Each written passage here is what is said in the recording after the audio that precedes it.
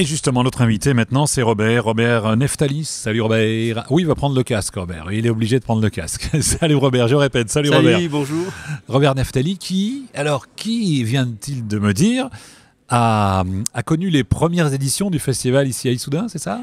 Et c'est exactement ça. Oui, mais en tant qu'organisateur, expliquez-moi. Ben oui, nous étions une association. Oui. Atkins Daddy Guitar Players, avec bien sûr Chet Atkins et Marcel Daddy. Et nous cherchions un endroit pour faire notre convention de la guitare. Oui. Et on a trouvé Issoudun. Ah. On est tombé sur Issoudun en amour. Et voilà, ça fait 30 ans. Alors l'association, quelle était cette association ? C'était un groupe de fans ? Qu'est-ce que c'est ? C'était une association de guitaristes. Oui. De guitaristes, oui. Pas seulement de... de tout style. Voilà. Mais à notre plus belle époque, nous étions 900 membres. Oui. Alors fans de picking, fans de Chet Atkins, oui. Fans de jazz, fans de guitare classique, oui. Tous les styles. Et puis alors bien sûr, picking, avec nos deux présidents, c'était obligatoire. Alors, Marcel Daddy et Chet Atkins, vous les avez rencontrés, bien entendu ? Oui, je les ai côtoyés très souvent, oui. J'ai été invité à Nashville à peu près 6 fois pour Chet Atkins. Et on a invité Chet Atkins ici, il est venu à Issoudun. Il s'est produit à Issoudun, il s'est produit au Festival de Cannes de guitare. Et nous avons gardé une amitié jusqu'à ce que le bon Dieu nous les enlève. Oui.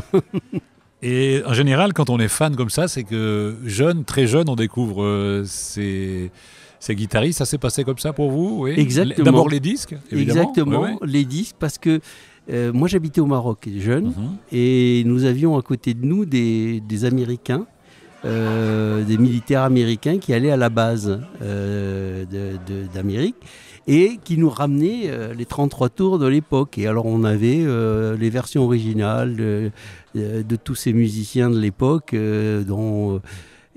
Ça, c'était à quelle année à peu près ? Allez. Oh là là. Oh là là, je sais.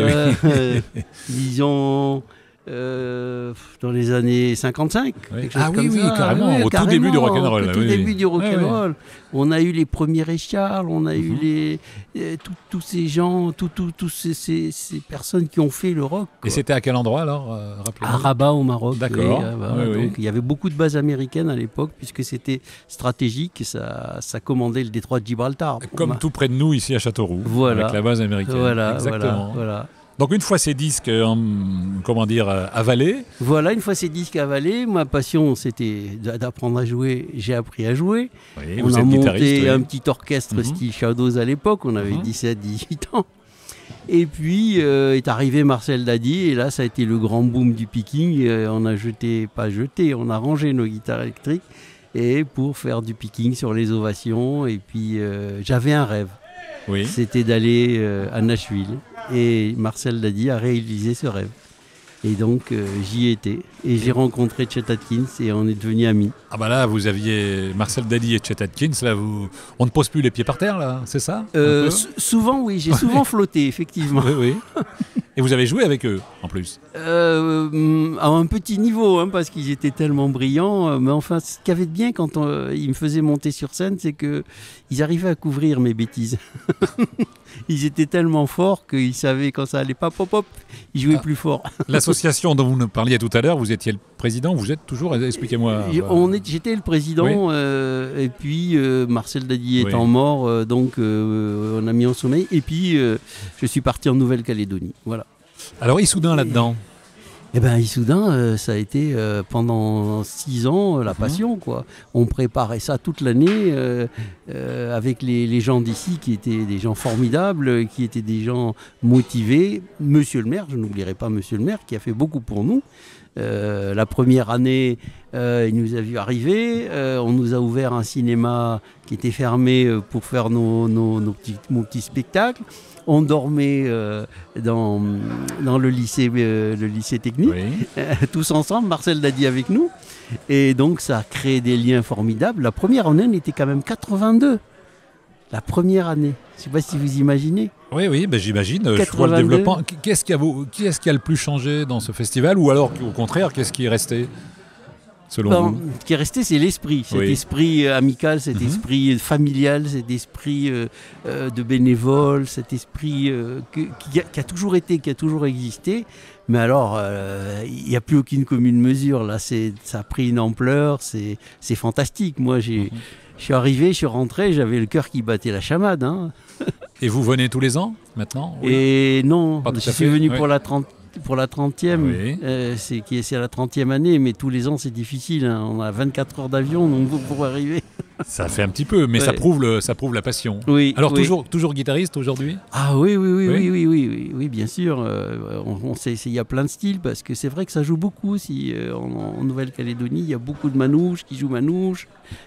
Alors moi j'apporte ma note country, parce que ma note picking là, bon, c'est un peu, ils les connaissent pas trop, alors ils sont émerveillés, ils disent oh qu'est-ce que tu joues bien, mais enfin bon. On arrive à mêler toutes ces influences. Oui, finalement. Oui, on arrive, parce que bon, moi j'arrive à jouer des morceaux picking par exemple, et puis les gars improvisent en manouche, c'est très amusant, c'est impressionnant même. Et puisque vous êtes venu à Issoudun, vous n'allez pas repartir dans 3 jours, j'imagine? Ah non, on va rester, il faut visiter la famille, etc. On vient si peu souvent qu'il faut visiter toutes les familles, les amis, les musiciens. Tout. Et qu'est-ce qui vous plaît le plus aujourd'hui dans les groupes récents, peut-être, les nouveaux guitaristes? Il y a des gens qui vous plaisent plus que d'autres? Il y a des gens qui se distinguent, selon vous? Ah bah oui, il y a des guitaristes fantastiques de plus en plus. Bon, j'ai pas les noms, mais c'est sûr que ça a évolué. Il y a mais j'aime pas trop les distorsions, les musiques un petit peu. Bon, moi j'aime bien quand c'est un peu pur, quoi. Il faut pas que ça sature, quoi. Voilà, D'accord. Il faut qu'il y ait de la musique, quoi. Mais il y a de très très très bons guitaristes, vraiment partout, hein, partout dans le monde. Demain démarre le salon des luthiers. Vous allez faire un tour, j'imagine. Vous allez essayer, tester les guitares. Ah oui, bien sûr. Robert. On avait commencé. À l'époque, on avait les luthiers qui venaient déjà, et ça va être un plaisir d'en revoir certains. Il y a des luthiers qui vous ont marqué, il y a des guitares qui vous ont marqué. Oui, il y a Favino, c'est un grand monsieur.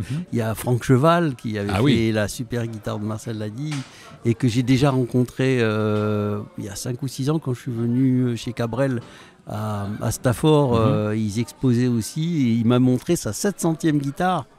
C'est sa 700e. Alors, on nous voit tout jeunes, avec des cheveux bien noirs et tout. Et puis on nous voit, certains n'ont plus de cheveux du tout. Et on nous voit quelques années plus tard avec des cheveux blancs et un petit peu de surface de caresse augmentée.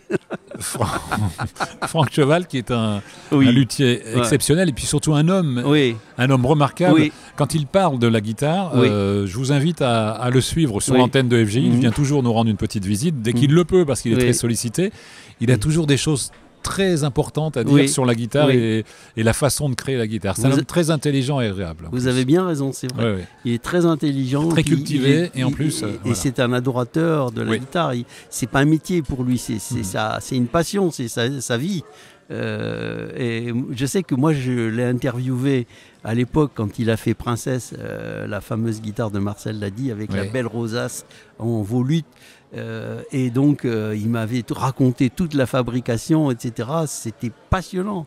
Je l'ai retranscrit d'ailleurs sur un de nos petits journaux. On avait des petits journaux, vous savez, mensuels dans l'association, et j'ai retranscrit cette interview. Il faudrait que je le retrouve. Il vous est déjà arrivé de penser à écrire? Vous l'avez peut-être fait, non? Pas encore? À écrire un livre là-dessus, les souvenirs? Robert? J'ai fait un blog. Oui. J'ai fait un blog et je me demande si je ne vais pas...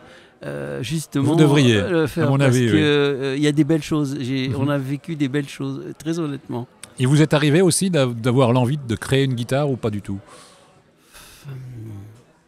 C'est plus dur là. C'est plus dur, hein. C'est plus dur. Vous savez, moi je me suis beaucoup plus occupé d'organisation, etc. Si vous m'aviez vu à l'époque, je courais un petit peu à droite à gauche. Ah, vous êtes bien conservé alors. Ah oui, là on courait parce que il fallait mettre ça en place. Vous savez que les organisateurs d'aujourd'hui courent toujours. Oui, j'ai vu ça. J'ai vu ça et ça m'a rassuré parce que je me suis dit, je vais pouvoir regarder un spectacle calmement.